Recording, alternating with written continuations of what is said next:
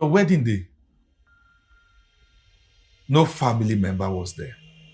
No. I could understand yours because you came all the way from where? United States. Of America. Yes. So I'm going to get into the story.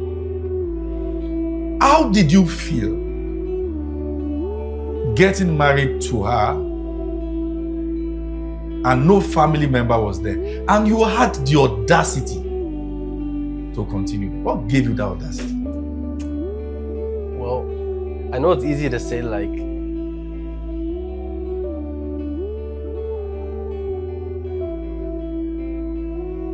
First. All right, so the reason why there was none of my family member is like a couple of reasons. There's a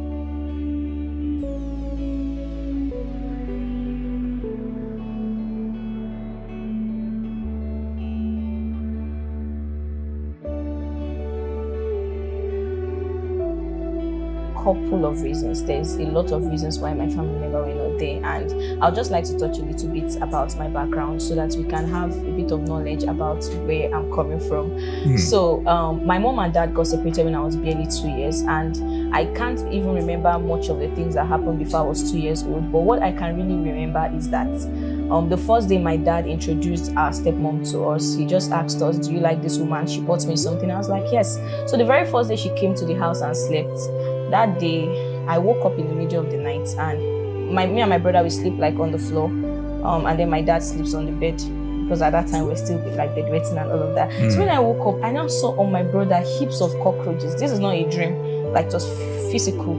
I saw like heaps of cockroaches on him, and I was like, "What's going on?" I tried waking him up, and my dad is a light sleeper, so I tried waking my dad up. He was not waking up. Then I noticed that on his bed I saw earthworms. It was so much, and then I was scared. Then I ran to the kitchen. I saw different kind of animals. Then I went to her room. I don't know why they were not actually sleeping in the same room, because he brought her in, he married her. Then when I went to her room, I saw that her room was fine, the light was on, and she was just sitting down and like still. And then I was trying to talk to her, she was not responding. So I ran to sleep on her bed because I was afraid. And she was very nice to me. And then suddenly I slept off, and I just woke up to her beating me actually like I should go back to my room. And then we woke up. Ever since then, she changed towards me. She became, were you sleeping? This is not this. Till we woke up, everybody were trying to do morning devotion. I was still seeing the earthworm on my dad's bed, but something was restraining me from trying to point and show like, this is what I'm seeing. Hold on. You were seeing the earthworms on his bed? Yes, sir. But he wasn't seeing He was not seeing it. And it's like, I don't know what happened. Everybody was so asleep. My dad asleep. Everybody. So I saw those things, and even it traumatized me for a while that I hated cockroaches, earthworm, all those things. I hated them. What you should do? Sorry. You met her seated? Yes, like in this. what posture? She was just seated straight, her eyes was closed, and she was not moving. She was not even responding to me. I was trying to talk to her. She sat down? Yes. Like in deep meditative state? Yes, sir. Yes, sir. And what is funny is that this experience is when I was like 3 years old, but I can't forget it. It is like something I can't forget. It is like an experience of, I can forget many things of when I was little. Yeah. Not even 3. I think I was around 4 or like around 5. But it's something I cannot forget. It just sticks with me. I'll remember randomly even growing up that this thing really happened to me.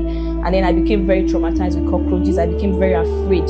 And then she hated me because she was nice to me, buying me biscuits and all of that. Then the next day during that morning devotion, she just changed, became very, very harsh on me and my brother. And to now crown it up, my dad was a Deeper Life member. So as a lady, I don't plait my hair. I'm always skinning my hair. She was also an MFM member. I skinned my hair, and then no earring. Then we are not permitted to watch TV. We are not permitted to play with friends. If they go out, they lock us inside the house. So we had this very strict life and then my dad was also equally very strict, very, very disciplined and strict. My dad does not smile, does not say, "How are you? Hello." My dad, if he's coming back from work, we pretend like we're sleeping. We fall on the floor, and then we sleep off in that process, because you must get in trouble if you talk to him or you're awake. Your presence alone will get you in trouble. So we're very like careful around my dad.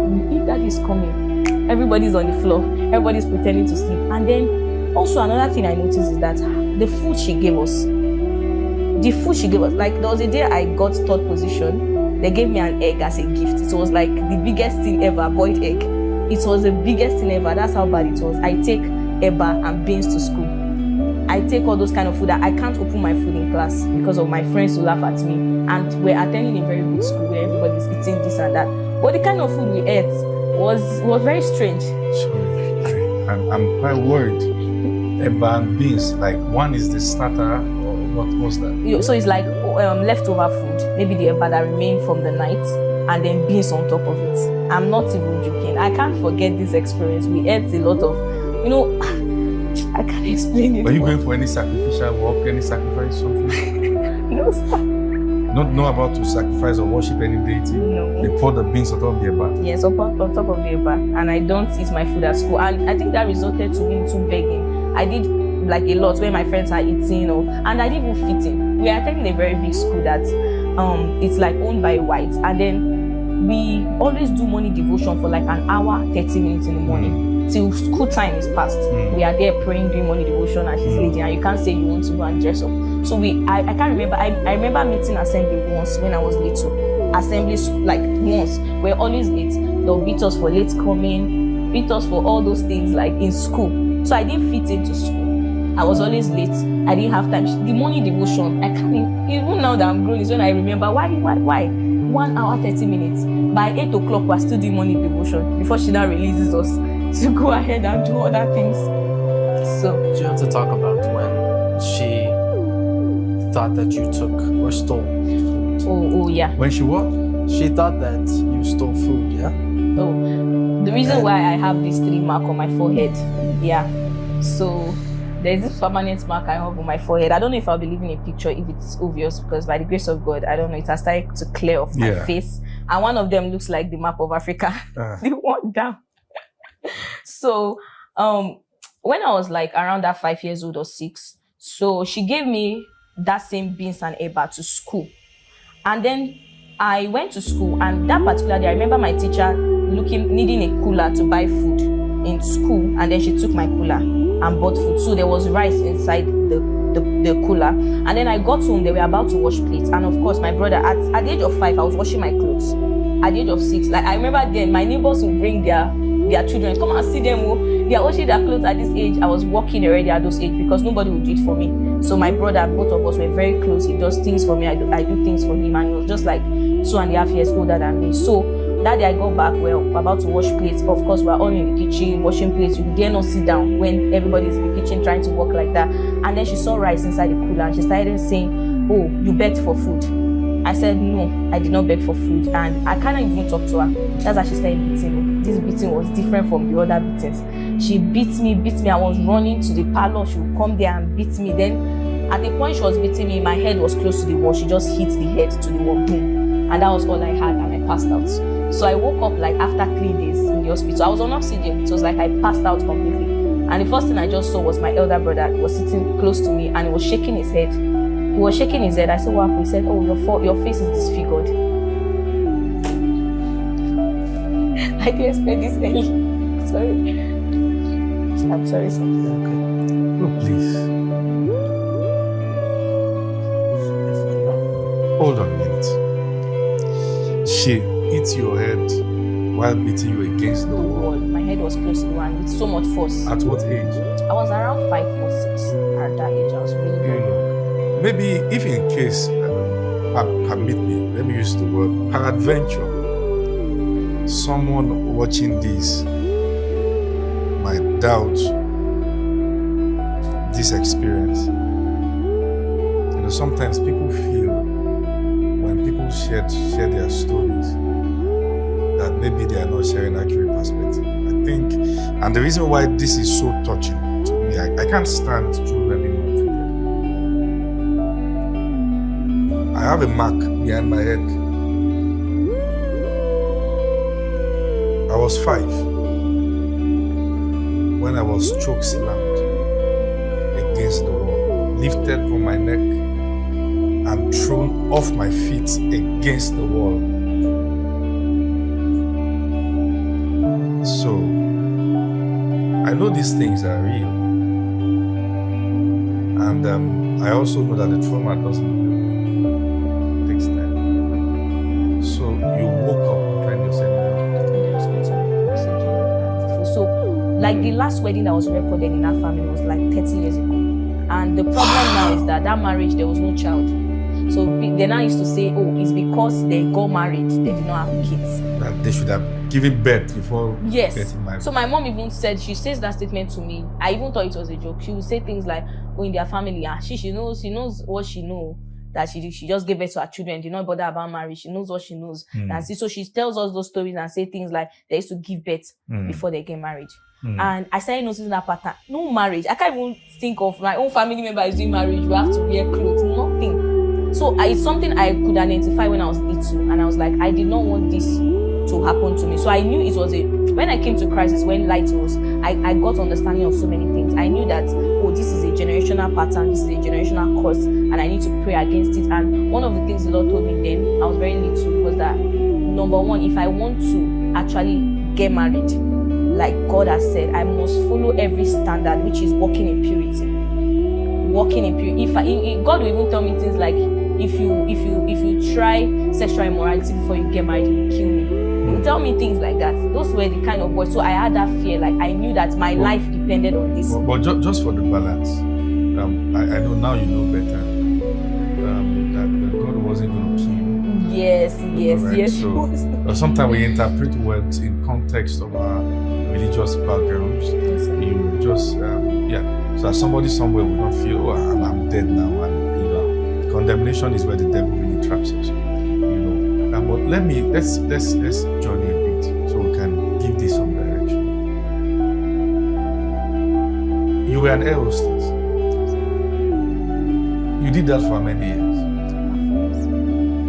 And you are still currently, you run an organization that trained you on the heart of protocols. Talk about that. Get to the other matter. On your wedding day, no family member was there. I could understand yours because you came all the way from where? United States. Of America. So I'm going to get into the story. How did you feel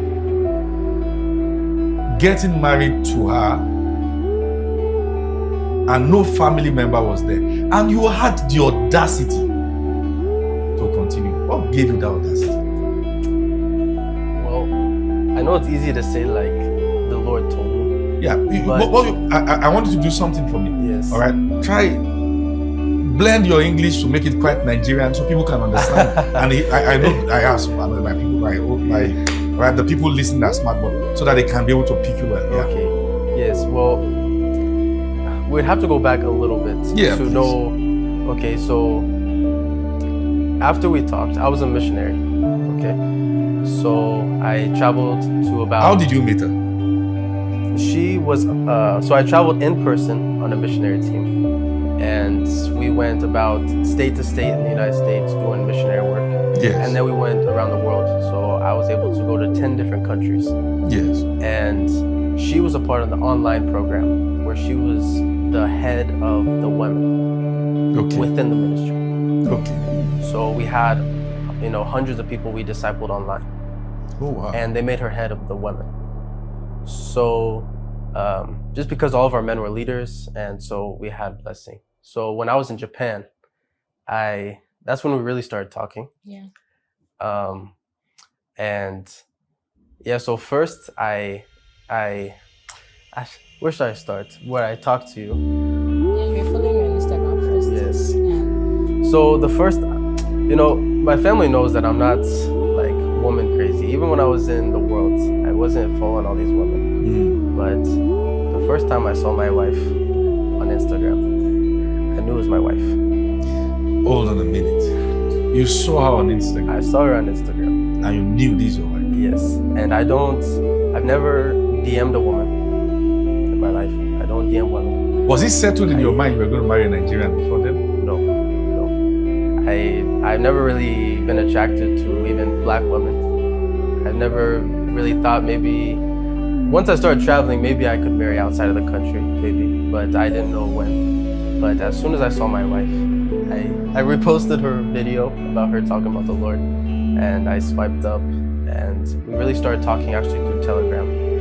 That's when we actually really started talking. And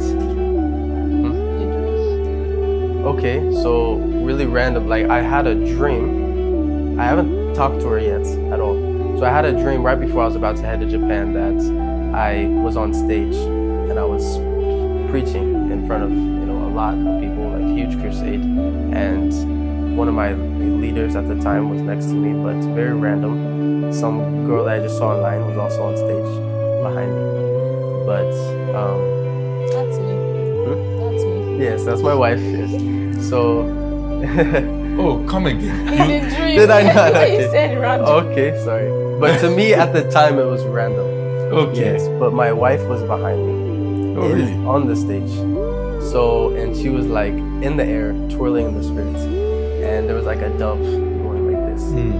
So anyways, I knew that she was trying to come to Japan at the time to come join us. And I got a couple of different interpretations of the dream. But at the time, I called her and I wanted her to rest assured that if she's meant to come to Japan, she'll come. That was the first time we ever spoke. It was maybe a 1-minute phone call. So then as we go on, even my sister actually, now after we got married, said, I was at her house when I called Blessing. She told her husband that's Jay's wife. Because Jay would never do that. Really? Yes. So now a month later, I go to Japan and we really started talking on the phone and getting to know ourselves. And, at first we're just getting to know ourselves, telling how we came to the Lord, things like that. When I went to an administration where there was a man of God that was prophesying, we were praying, and to the point that I fell under the anointing. And he came over to me, and I know, and he started prophesying over my marriage. Now, this is the time when we were really speaking, like 2 hours a day on the phone. I mean, really trying to talk as much as we could. And I then went into a vision. I went into this vision, and I've had this vision before where I'm like in a grass field. I'm in a field and I'm running. And I know in the dream that I feel like I'm in heaven. And there's like nothing like it. Except this time was different. Because I'm talking to my wife. So then I get smacked in the dream over by like this huge light. Just this huge light smacks me over on the ground. To where the Lord told me, can I trust you with my daughter? That's what the Lord told me. And I was just texting and calling her. And I responded to the Lord, yes, in the dream. I was very scared. And then the Lord didn't say anything to me, but I could feel this like, I was almost as like a dad, staring at you, like just struck to the core, like, okay, don't mess, don't mess with my daughter. And so after that happened, I came out of the vision. The man of God was still prophesying over my marriage. And I was like, wow. To where I got so scared of talking to Blessing. Really? I got so scared because I didn't want to mess. I've never had the fear of the Lord like that before. Wow. In my life. When he came and he told me about Blessing to not mess with her. So I stopped talking to her. After I told him yes. Because I didn't want to be under the wrath of the God, yes. So, anyways, later we ended up talking again. Yes, we can share a little bit of that. You want to? And you guys, should I use the word dated or courted online? Yes. For how many months? 5 months. It was like 5 months that we were dating. Yes, and we only knew each other for about 8 months. Yes. So that's 8 plus 5? Yes. That's about No, not 8 plus 5. We knew each other 3 months before, then we dated 3 5 plus months. 5. Got married 8 months of knowing ourselves, got 5 months of actually dating. Hold on a minute. Within 5 months of talking to each other about it, you guys got married.